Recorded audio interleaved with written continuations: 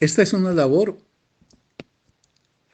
realizada por la Fundación Biblioteca Franz Kafka en su seminario en memoria de Franz Kafka y de Anton Chekhov.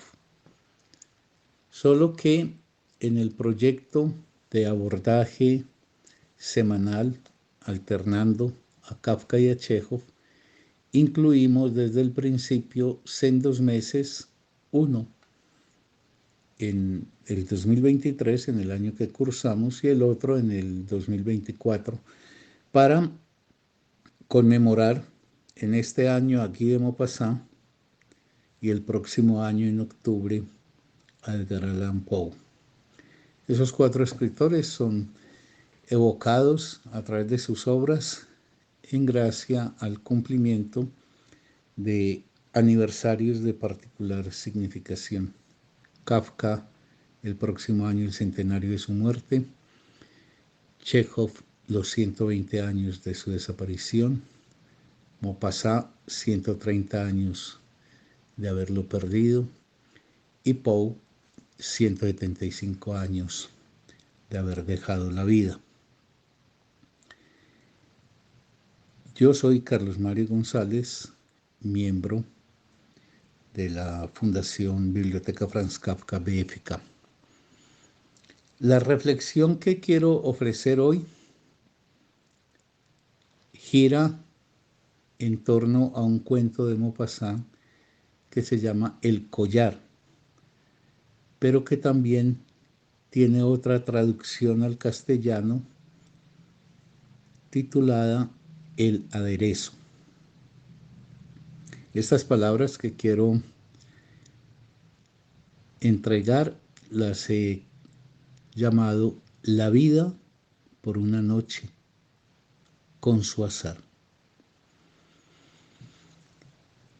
Maupassant comienza este relato ubicando dos rasgos de una muchacha que, siendo en abstracto atributos, se terminan volviendo la causa de su terrible desdicha. Es una muchacha, y estos son los dos rasgos: bonita, goza de la belleza, y encantadora. Ahora, el origen social de ella, un origen modesto, un origen sencillo, distante de los sectores aristocráticos y poderosos, ese origen va a marcarle, en relación precisamente a esos dos rasgos suyos, la belleza y el encanto, un destino equivocado, un destino tortuoso, y que va a traducirse prácticamente en el agotamiento de su vida. El origen social, he dicho modesto, marca un destino. Estamos en una época en donde la movilidad social era muy baja. En la clase social en que se nacía, en esa clase se permanecía, en esa clase se moría.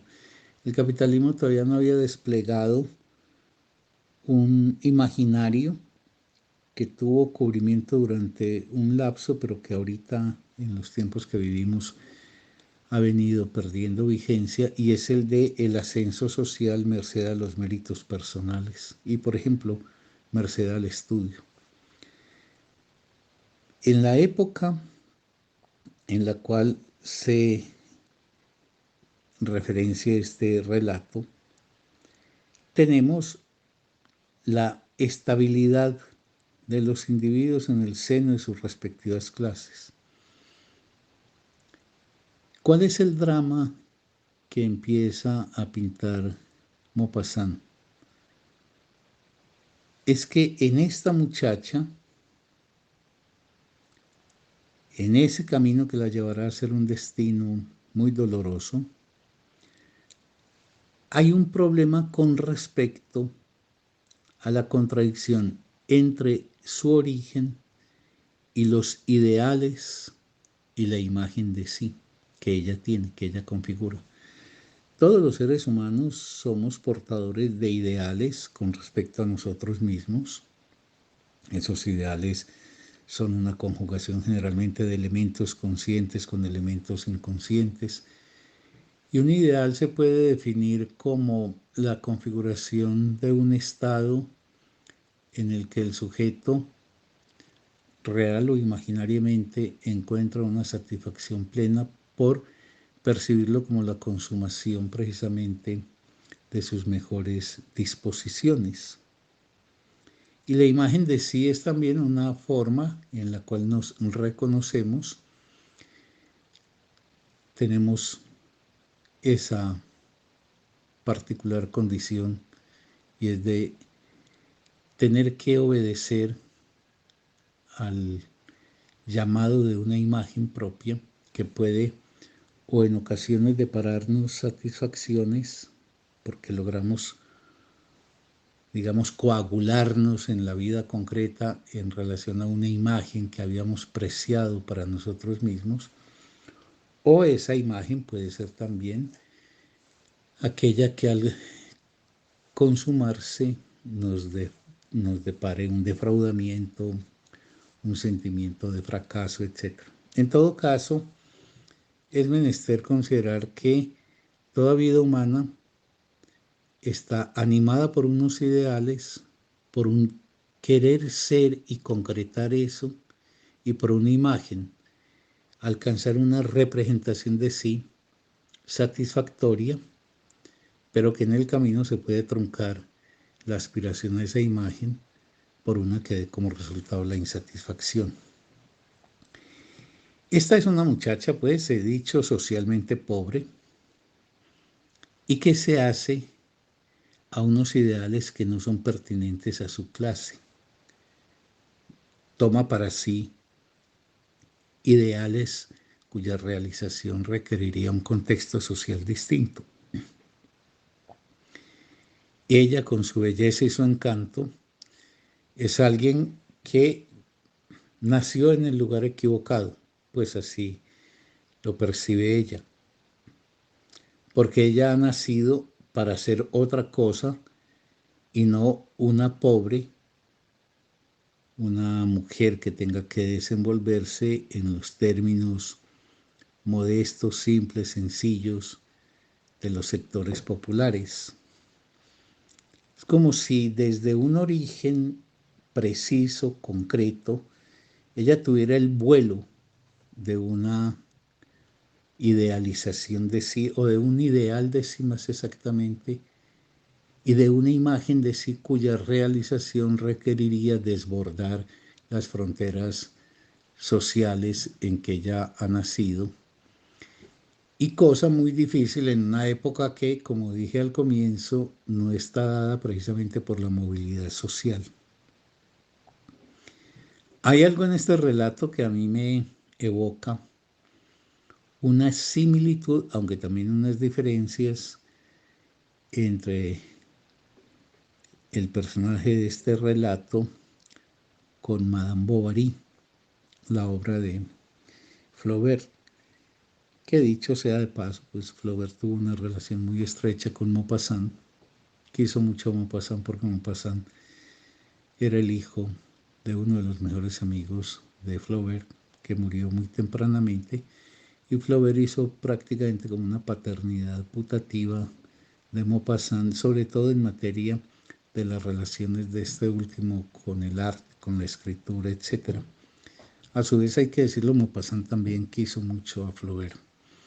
Y cuando murió Flaubert, que fue exactamente un mes después de haber publicado Maupassant Bola de Cebo, ya tuvo el gusto Maupassant de haber recibido muchos elogios por parte de Flaubert, cosa que para él era pues muy importante, para Maupassant, por todo lo que le representaba como maestro y casi como padre Flaubert. Digo que veo una cierta similitud, aunque con notorias diferencias también, entre el personaje de este relato del collar, la señora Loisel, y Madame Bovary, porque ambas son mujeres que no se encuentran en los mundos en que se tienen que desenvolver. Ambas son mujeres insatisfechas en esos dominios en que tienen que vivir. Ambas aspiran a otra cosa. La diferencia está en que la señora Loisel quiere ser distinguida en el mundo de la belleza y de la riqueza. Es una aspiración de ascenso social. Ascenso cuyo pasaporte para la señora Loisel sería su belleza y su anhelo disponer de riqueza, lujos, etcétera, etcétera, donde precisamente pudiese brillar y exaltarse mejor su belleza. O sea, ella no se encuentra en el sitio donde le ha destinado la vida, socialmente hablando, para que realice su existencia y aspira a otro mundo, pero es el mundo donde los grandes valores serían la belleza y la riqueza. Mientras que Madame Bovary, que tampoco se encuentra satisfecha, los maridos de ambas mujeres, de la señora Loisel y de Madame Bovary, son hombres modestos, simples, adaptados, acomodaticios, son hombres grises, amorosos de sus mujeres, pero muy simples. Digo, Madame Bovary no aspira a la belleza y a la riqueza, la aspiración esencial de Madame Bovary es el amor, es encontrar a alguien a quien amar y por quien ser amada en el clásico modelo romántico, modelo que precisamente la novela de Flaubert va a cuestionar. Ahora, al no lograr, ni la señora Loisel ni Madame Bovary, al no lograr la consumación de esos ideales que las animan, pues lo que la vida les entrega es la desdicha. Pero yo quiero aquí apostar una carta y decir que al encontrar una cierta relación de similitud y también de diferencia entre la señora Loisel y Madame Bovary, hay un efecto y es que no se puede definitivamente no quererlas a pesar de sus errores.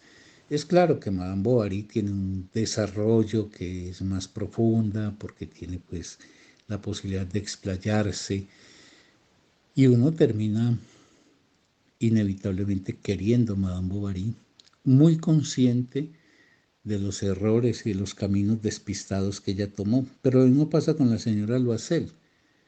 Y por eso ambas que también comparten esa condición de tener esposos que son, ¿cómo decirlo?, hombres terminados, adaptados, satisfechos, mansos. Eso sí, muy solícitos con ellas porque las quieren mucho. En todo caso, y ya voy a volver a situarme únicamente sobre el relato del collar,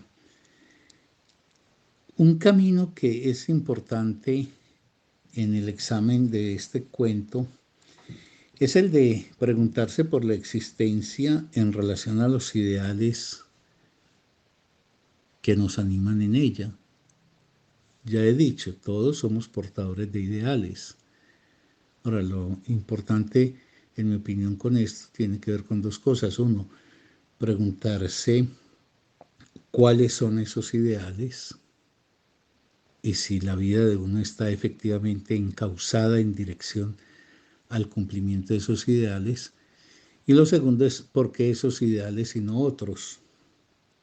Creo que por ahí la forma en que nos ofrece Maupassant esta historia nos ayuda también a lo que hace siempre la literatura, que salgamos de la página para volver a nosotros y para preguntarnos en este caso qué ideales animan mi vida. Mi vida está efectivamente cumpliendo esos ideales y por qué son esos ideales y no otros.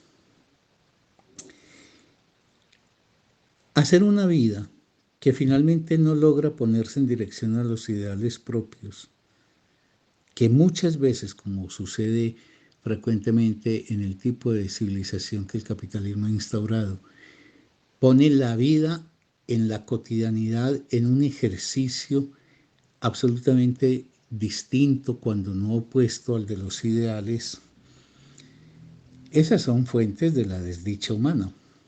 Vivir al margen de sus ideales.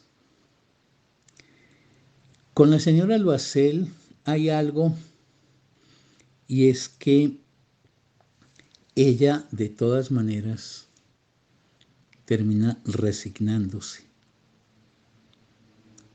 O sea, la señora Loisel encuentra un marido modesto, sencillo. Aquí se me impone tener que volver un momentito a Madame Bovary. Madame Bovary, aunque Carlos, el esposo de ella, es bueno, diligente, lo he dicho, solícito con ella, Madame Bovary no encuentra la consumación de lo que ella espera en la vida en ese vínculo, y entonces por eso Madame Bovary hace de la infidelidad un camino, pero no es un camino pueril o un camino ordinario, sino que es el camino de una mujer marcada por el anhelo de poder consumar el amor como aspiración suprema de la vida. En ese sentido, Madame Bovary es siempre una rebelde constante, mientras que la señora Loisel es alguien que termina resignándose. Ella se casa y empieza a vivir en los términos de ese matrimonio modesto que le ha correspondido, dada su condición social. Ahora, es una resignación adolorida. O sea, ella se habitúa a esa vida, pero el dolor la acompaña.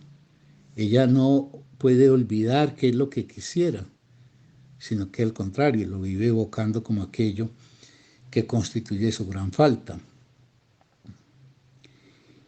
Y por eso ella vive en un desdoblamiento en donde la vida de todos los días es la ejecución de una existencia doméstica simple, sencilla, pero al mismo tiempo ella se desdobla en un ámbito de la fantasía en el que se ve desplegando su belleza y sus encantos en esos palacios, salones que eran propios de la aristocracia o de la burguesía que se estaba consolidando ya como una clase en el poder en esa Francia del XIX, aunque yo siempre he sostenido que los grandes relatos no importan tanto en la inscripción cronológica de ellos, porque lo que nos ofrecen son problemáticas que son trascendentes a cualquier época y lugar.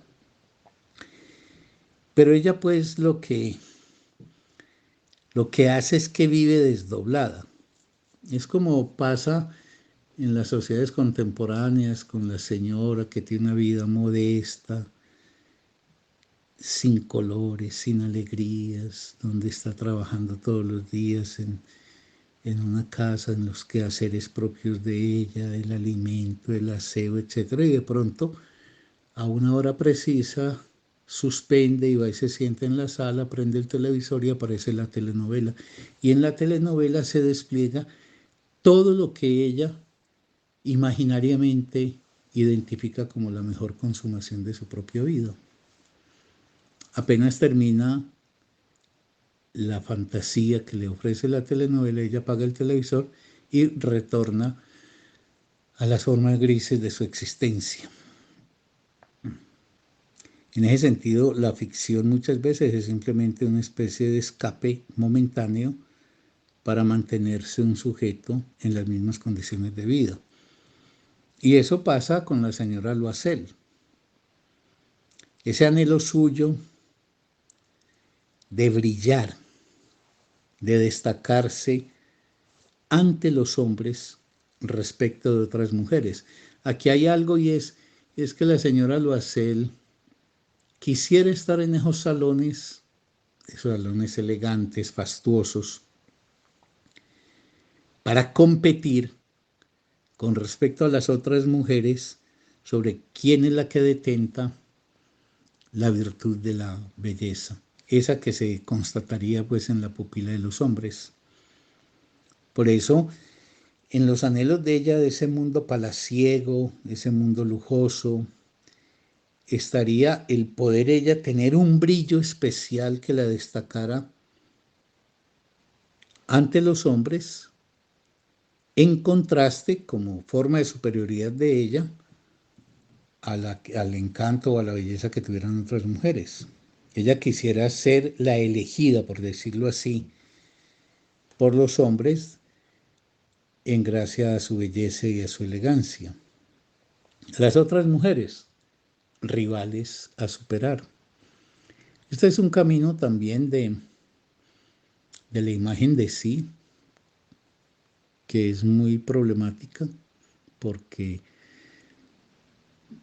pero que es muy común en nuestra época, que configura que el valor de uno se alcanza por la superación respecto de otros y no por la diferencia respecto de otros, una diferencia que no necesariamente tendría que entrar en escalas jerárquicas.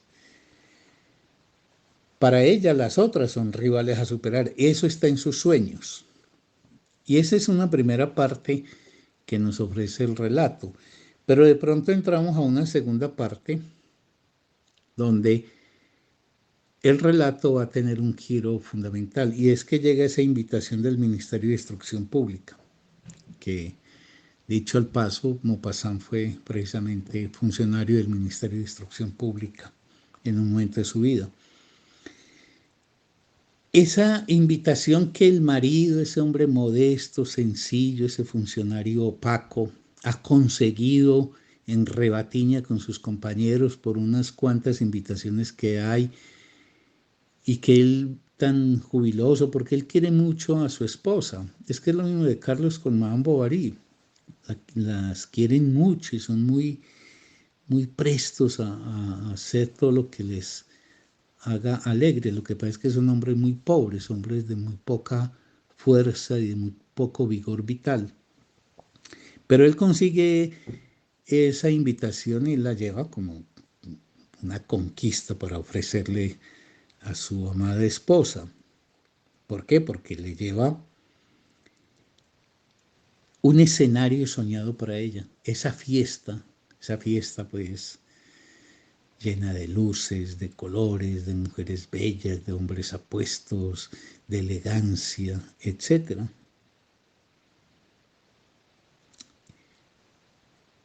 Pero ella, y aquí se teje pues magistralmente por Maupassant este relato, si bien ese es el mundo que ella quiere, al mismo tiempo lo vivencia como un escenario prohibido, porque ella no va a poder resaltar allá su encanto y su belleza, que esos son los dos grandes valores sobre los que ella se sostiene para anhelar estar en ese mundo. Y no lo podrá hacer porque ella carecerá de vestidos y de joyas, o de vestido y de joya. Y esto no es gratuito, porque el vestido, y en este caso particular las joyas, son metonimias de la belleza. Y ya voy a explicar qué quiero decir con eso. Pero son recursos que contribuyen a aumentar el poder de encantamiento para ganar el gusto y la elección del otro. Una joya, y cuando se ha hablado, por ejemplo, de las mujeres, muchas mujeres, eso no es un problema de género, eso es simplemente por un camino que ha tomado la historia cultural, han tenido una inclinación muy especial por las joyas. Es porque la joya preciosa es un objeto que hace símil con lo que esa mujer quiere. Una joya preciosa es antes que nada una forma muy bien lograda, unos colores cautivantes, una consistencia en la estructura de la misma, es decir, no tiene nada de ordinaria. Y una joya preciosa es un objeto no común. Por eso es muy excepcional. Entonces, quien se pone un collar de diamantes preciosísimos, irradia una belleza que es la continuidad. Eso es lo que yo quiero decir con metonimia, que la belleza de la joya está en contigüidad con la belleza de esa mujer y entonces todo eso contribuye al destacamiento que alcanzan. Y por eso la joya preciosa en los sectores populares intenta ser copiada, pero por carecer de recursos, la copia tiene que terminar en baratijas, en bagatelas, en copias pues ordinarias, en remedos, en lo que se llama popularmente bisutería. Mientras que esa mujer que puede ponerse en su cuello ese collar de diamantes, tiene la garantía de que lo bello del collar alude por contigüidad a la belleza de ella. Y eso es lo que permite explicarse que en el momento en que la señora Forestier le presta a ella ese collar de diamantes, la señora Loisel se pone ante el espejo y queda extasiada ante sí misma. Es su belleza redoblada. Es como que la belleza de ella alude a la belleza del collar y la belleza del collar a la belleza de ella. Todo eso tiene que producir un efecto de destacamiento especial y por ende la presencia de ella en la fiesta pues tendrá la garantía de poderse poner ante los ojos de los hombres disponiendo de todos los atributos de la belleza y por esa vía del encanto. Pero entramos en una tercera fase del relato y es entonces cuando, superado el impasse de que ella no tenía vestidos y entonces el esposo hace el gasto de unos ahorros que tiene para poder comprarle un vestido que sea un vestido presentable pues para esa fiesta tan fastuosa y cumplimentado eso con el hecho del collar, tenemos como tercer momento del relato esa fiesta. Y en esa fiesta, rápidamente, pues en dos pincelazos, Maupassant nos dice que la señora Loisiel está más hermosa que las demás. Y ella está loca de alegría. Ella brillaba, ella conseguía eso que era su ideal, que la pupila de los hombres brillara, extasiados ante la belleza que ella encarnaba, y que ella lograra superar a todas las rivales. Y esa fiesta es el éxito para ella. Ese es el triunfo de su belleza. Hay un problema pues con ideales como los de la señora Loisiel, es que si uno deposita los ideales de su vida sobre elementos precarios y fugaces, tarde o temprano la vida entrará por un derrotero de muchos sinsabores.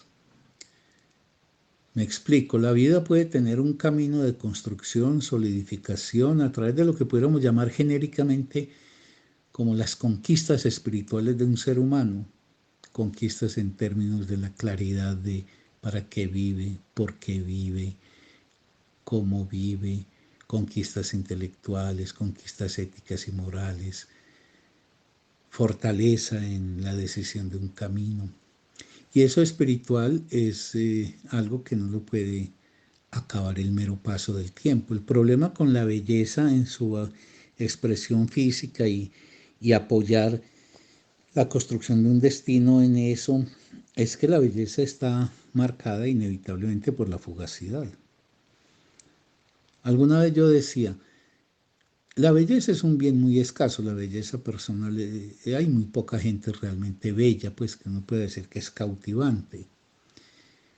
Pero al mismo tiempo que la belleza es un problema porque para muchos y muchas no existe, no la tienen, es también un problema para quienes la tienen, porque un día dejarán de tenerla inevitablemente. Eso dicho al paso porque la señora Loisel, pues al situar la vida sobre el encanto que suscita su belleza, tiene un horizonte muy recortado en la mira porque no alcanza a percibir que un día la belleza no estaría. Pero eso es muy común, por ejemplo, en la cultura contemporánea. ¿Cuántas muchachas juegan y apuestan el destino suyo al mero hecho de disponer de una configuración anatómica atractiva o de unas formas de expresión de la belleza atractivas? Pero bueno, eso sería pues un tema que habría que seguir por propia cuenta en el análisis. Porque esta mujer, que uno se encariña tanto con ella, pues siente que ella es desdichada porque su origen social no le permite la realización de sus ideales, pero ella lo que no se percata es que son esos ideales los que hay que interrogar.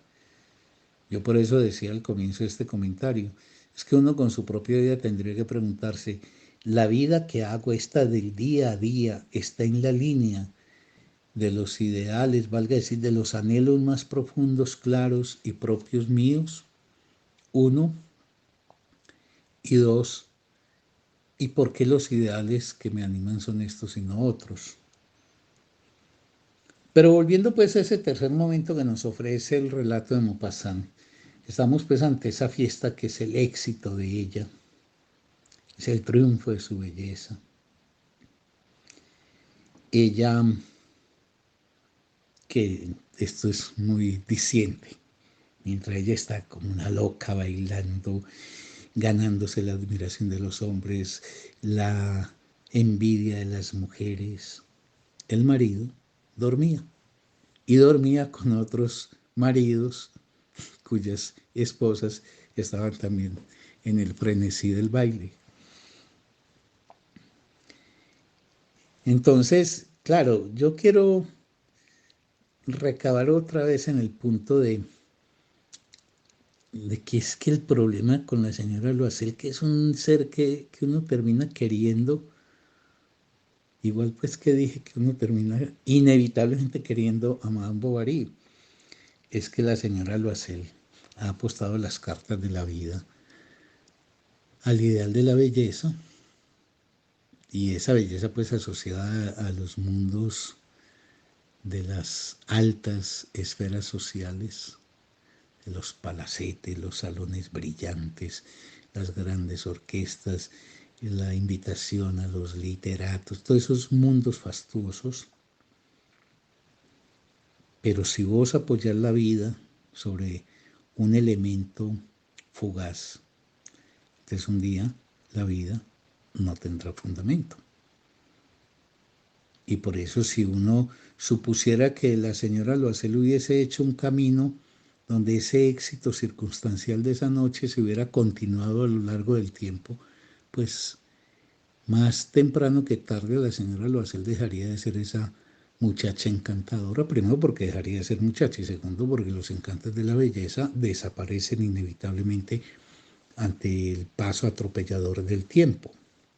Y por eso yo decía que también valdría a partir de una propuesta como la que hace Maupassant con el personaje de la señora Loisel, pues pensar en si la calidad de la vida de un ser humano se define por unos ideales que tengan la posibilidad de enfrentar el paso depredador del tiempo.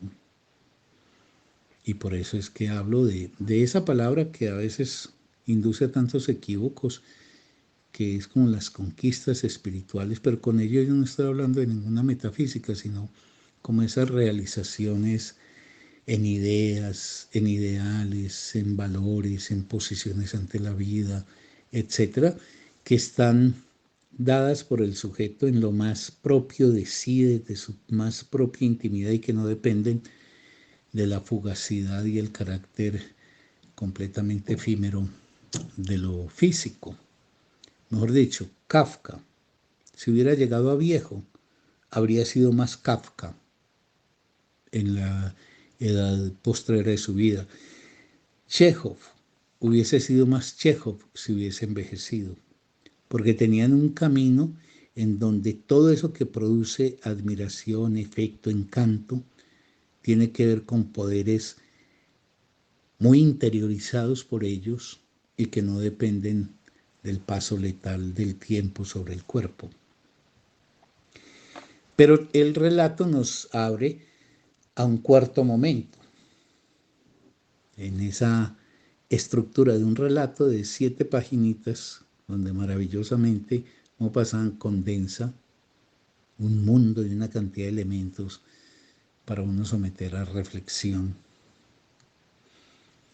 Y es ese imponderable fatal que aparece, esa fiesta, esa alegría, ese éxito, esa muchacha en el centro de sus sueños, viéndolos realizados. Y de pronto, oh azar, la pérdida del collar en la salida.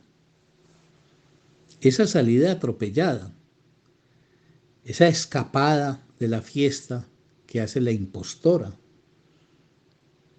porque ella, miren lo curioso, ella, consumando lo que más anhela, no deja de ser una impostora, porque un elemento para consumar su anhelo tiene que ver con hacer parte de ese mundo, pero ella no hace parte de ese mundo, ella finge que hace parte de ese mundo.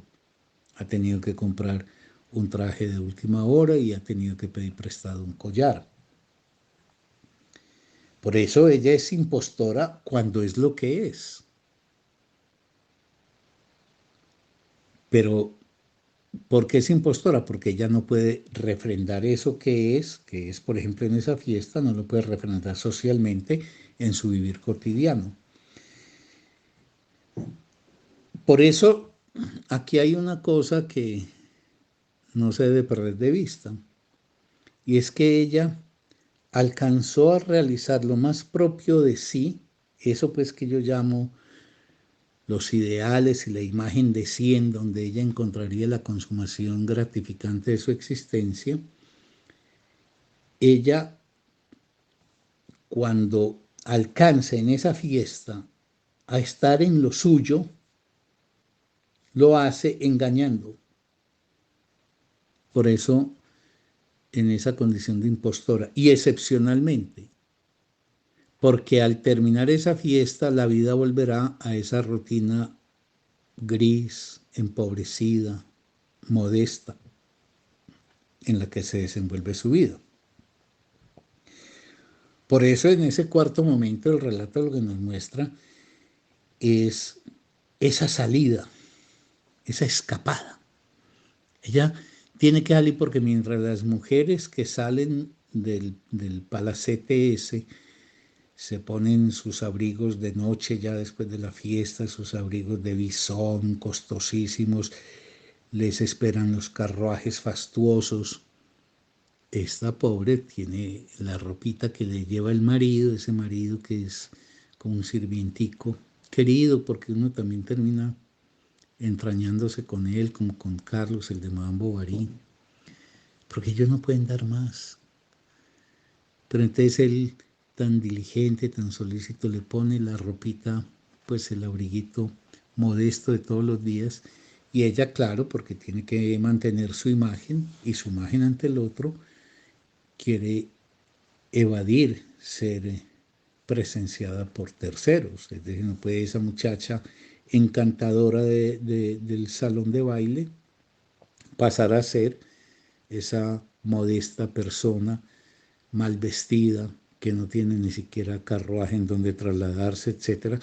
Y por eso ella huye. Eso es una escapada literalmente, eso no es que salió del palacete, sino que escapó del palacete. Y esa escapada desata ese otro azar, la pérdida de ese collar. Y hay un momento conmovedor en ese cuento, cuando ella grita al descubrirse, al quitarse el abrigo y percatarse que no lleva el collar, ella grita. Y cuando llega el marido, el horror se instala en ambos. Porque como va a ser la prosecución del relato, pues el collar averiguado en una joyería vale 36.000 francos, que era una verdadera fortuna.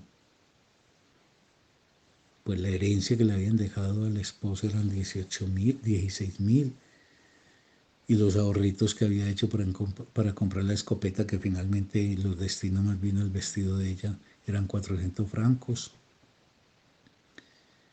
Era pues una suma exorbitante. Cuando ella se percata de eso, hay un momento conmovedor en ese texto. Es que uno se identifica con la angustia que se instala en estos dos seres. Y eso produce conmiseración, porque uno se conmueve pensando, pero sobre todo identificándose con la angustia y la desesperación de estos seres, con el terror que los invade. Porque, y aquí vendría una quinta parte del texto, porque, porque ellos son seres rectos moralmente, por eso se aterrorizan. Si ellos hubiesen sido seres carentes de una postura ética, pues hubieran vivido el percance como algo muy serio y una dificultad, pero que moralmente no les habría conminado a repararla y hubieran sorteado eso bajo la forma de no cumplir, por ejemplo, el compromiso de devolver ese collar, etc. Pero esa cuarta parte pues concluye en ese momento tan doloroso del descubrimiento de esta mujer modesta, sencilla, que ha jugado al teatro de ser una mujer que se mueve en los mundos del brillo, de la riqueza, de la opulencia aristocrática, y de pronto descubre que esa pérdida que ha tenido es como si en esos renglones ya Maupassant nos dijera, y ahí se cifró el destino restante de estos seres. Y ahí entramos a una quinta parte del cuento, que tiene que ver con la respuesta que tienen el esposo y ella frente al impasse que han tenido, la pérdida de ese collar tan oneroso, tan costoso.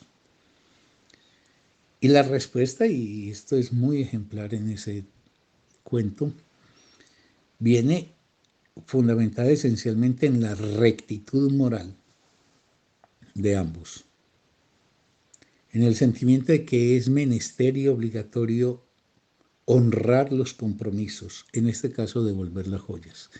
Porque fíjense que hubiese sido muy fácil tomarlas de Villadiego. No, pues perdí esas joyas y qué problema con mi amiga, pero bueno, no vuelva a aparecerme por allá o voy y le digo eso se perdió y yo no tengo cómo pagarte y a lo mejor ella me pone una demanda judicial, pero eso no tiene mayor tránsito porque no habrá muchas pruebas, etcétera. En fin, ella y el esposo hubieran podido tomar el camino corto de la evasión del compromiso, pero en ellos hay una rectitud moral. Y por eso, la forma en que yo quise titular este comentario, una noche de dicha en la que se realiza el ideal de ella, va a significar una vida de renuncia, una vida de negación completa, casi que a 180 grados de la aspiración de ella, aunque hubiese sido en la forma de la fantasía de verse permanentemente. No, ella va a pasar a tener que desplegar su existencia exactamente en lo contrario. De ahí pues que es algo así como que la vida es el costo que tiene esa noche tan especial que ella vivió, la vida por una noche. O si lo puedo decir de otra manera, sería el goce inmenso que alcanzó, pagado de ahí en más con las necesidades apremiantes, con el trabajo agobiante, con el desgaste personal que tienen que encarar. Pero ahí es muy importante y es un elemento, en mi opinión, no secundario en este relato, es que esta mujer que tenía tan claro qué era lo que quería, así fuese discutible eso que quería, pero lo tenía muy claro, que lo logra materializar en esa noche loquísima. Ella no tomó el camino, por ejemplo, de buscar seducir a aristócratas, etcétera, a volverse una cocotte que tuviese entonces amantes de esos altos mundos que le proveyesen la riqueza, los vestidos, las joyas, etcétera, como era pues muy común, sino que ella se sostiene en el vínculo con ese esposo poco interesante, pero al mismo tiempo decide pagar con su vida el cumplimiento del compromiso que tiene con ese collar. Y por eso, por su moral, por su ética, ellos devolvieron todo, porque absolutamente todo lo devolvieron, pero obviamente se acabaron física y espiritualmente. Y la imagen de la señora Loisel de esa noche en adelante es la imagen que avanza en la dirección opuesta a lo que sus ideales le reclamaban, pero lo hace regida por un principio moral que no es un asunto secundario y que es menester ahí saberlo destacar.